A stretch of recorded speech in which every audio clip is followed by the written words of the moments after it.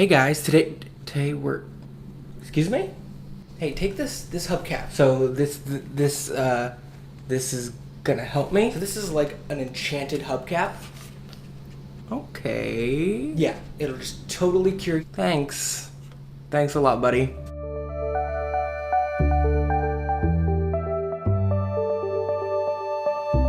Hey guys, so what we're talking about today is people suggesting cancer cures or ways to help you with your illness. And when you get diagnosed with cancer, at least in my respects, or with friends and family members who have gone through this, they've also told me that this is how it goes.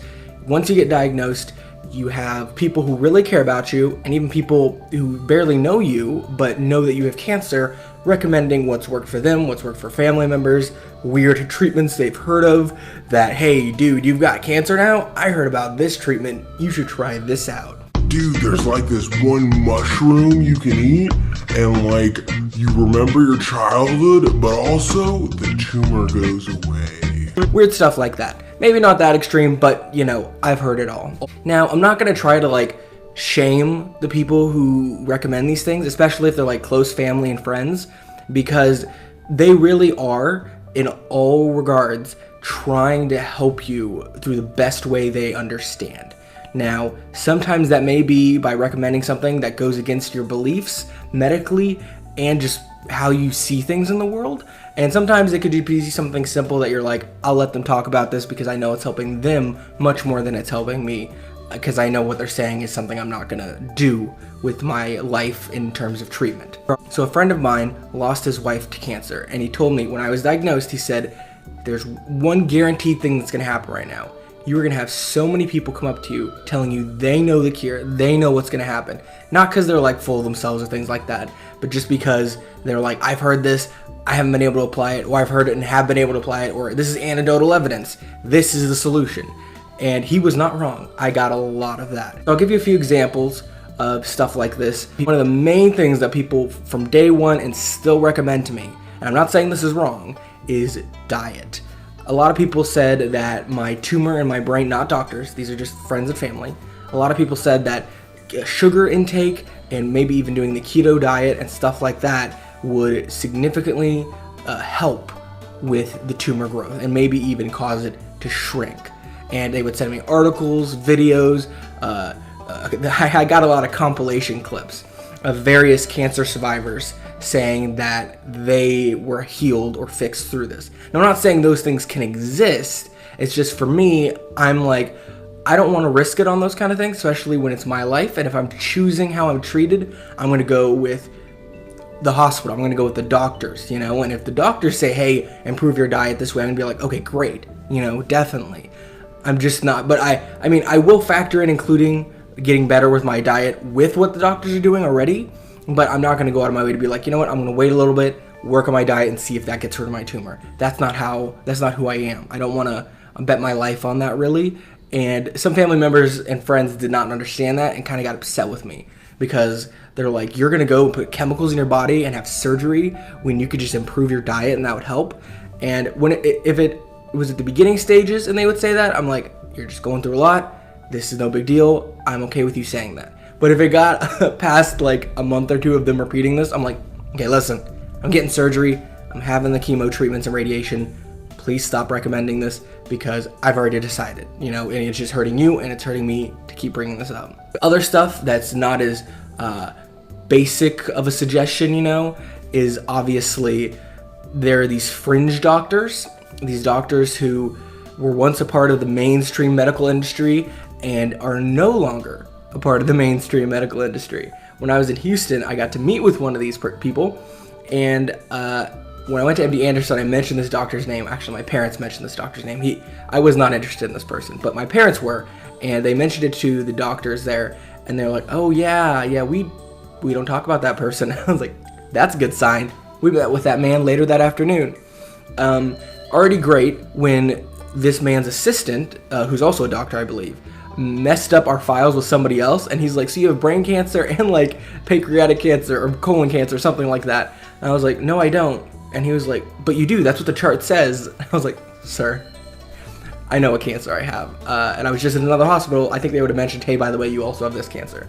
He finally was like, oh, maybe it was the people at the front desk that messed it up. I don't know. That already warned me that I really didn't want to try that. But they were like, we'll do this way. We'll put a tube into your chest, and we'll put these certain things into your heart, or your, I forget how it worked, to be completely honest. But I was like, okay, I don't like that idea, and I'm not going to go with that, especially if the doctors at the hospital I was just at, MD Anderson, one of the biggest cancer centers on the planet, is like, that guy might be a little crazy. I'm obviously not going to go with that method, especially because it sounded a little creepy, and I would have to have a tube sticking out of my chest.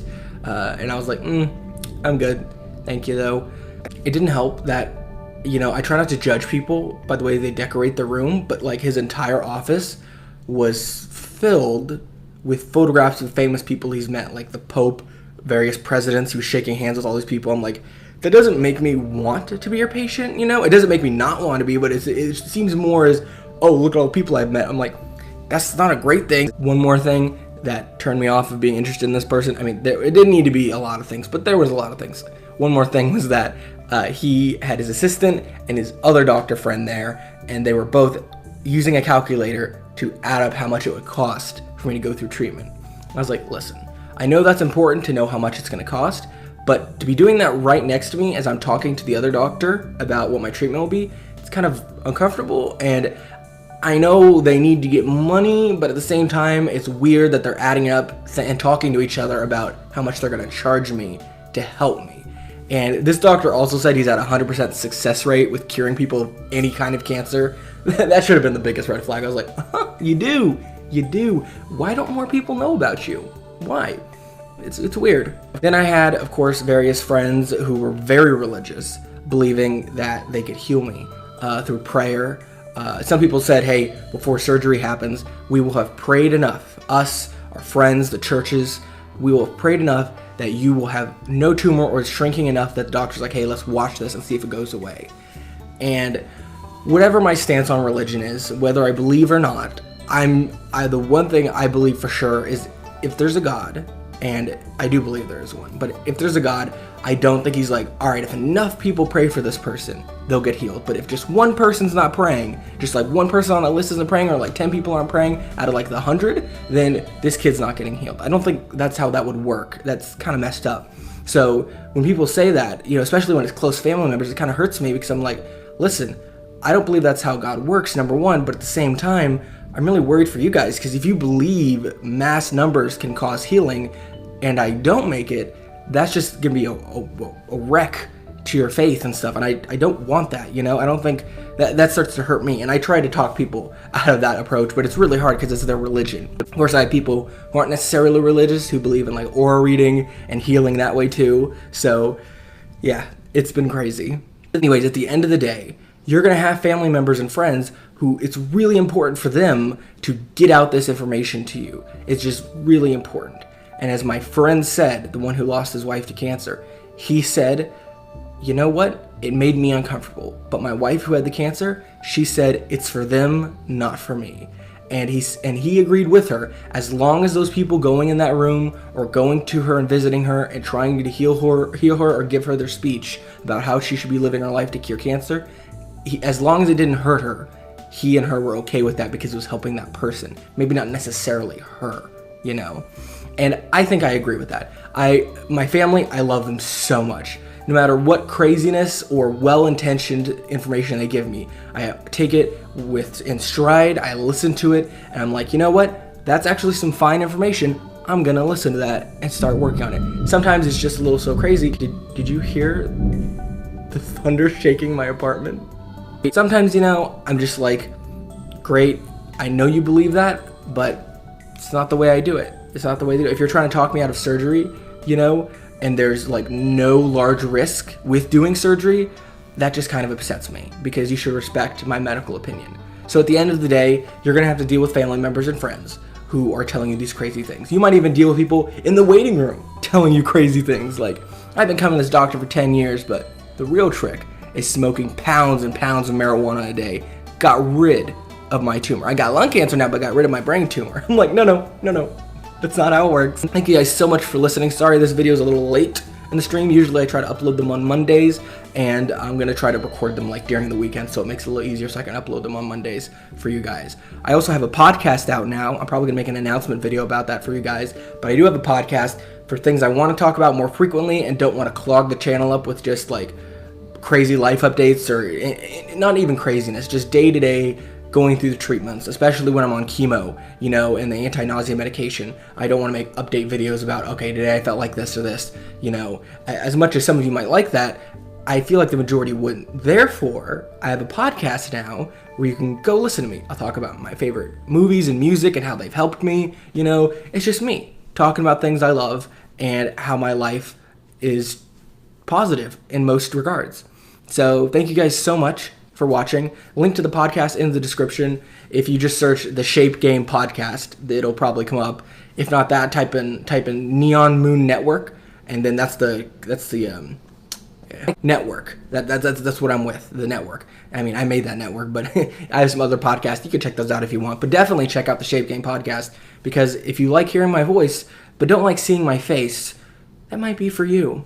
So until next time, hope you guys have a great day and stay positive. Wow.